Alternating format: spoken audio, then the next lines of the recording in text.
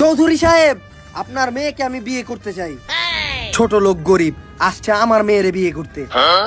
আরে বেটা, তোর 1 বছরের বেতন দিয়ে তো আমার মেয়ের মাত্র একদিনের টয়লেট টিস্যুর টাকাই হইব না।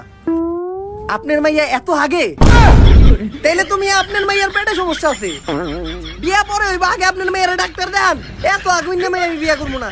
আল্লাহ বাঁচাইছে, বিয়ের আগে আমি এই ঘটনাটা জানছি।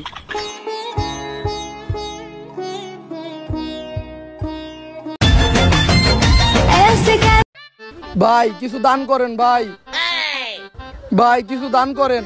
দাঁড়াও, দিতাছি।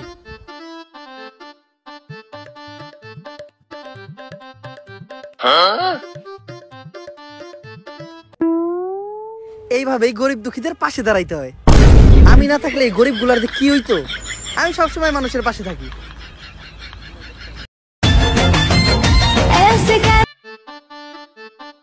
ভাই এই যে যেটা পড়ছেন না, এটা একদম অরিজিনাল ইন্ডিয়ার মাল। আপনার একদম রাজপুত্রের মতো লাগতেছে, এইটা নেন ভাই।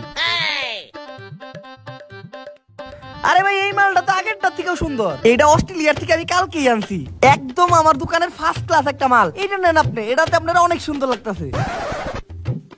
আরে ভাই, এটা আপনি কি পড়ছেন? এটা তো আমার দোকানের সবচেয়ে সেরা মাল। কালকে এটা থাইল্যান্ড থেকে আনছি। এটা নেন ভাই আপনি, এটা একদম বেস্ট কোয়ালিটির একটা মাল। আরে মিয়া, এটা তো আমি আমার বাসা থেকে বইরে আইছি। ফাউল মিয়া।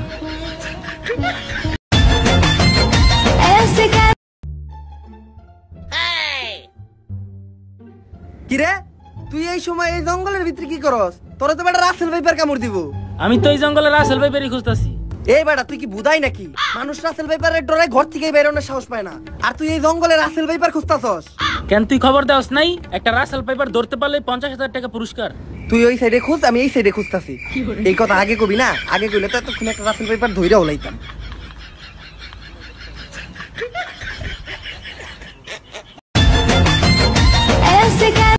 বন্ধু, তোরা 3 জনে যদি আমারে বিশ্বাস কইরা 100 কইরা 300 টাকা দেস, তাইলে তো করে আমি আজকে একটা এমন বুদ্ধি দিমু যেটা তোকে ভবিষ্যতে কাজে দিব। 100 টাকার বদলে ভালো একটা বুদ্ধি পামু। এই নে সবাই 100 করে দে।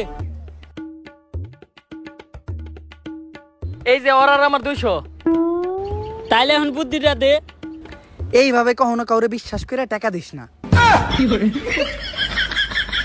শিকার রাখ।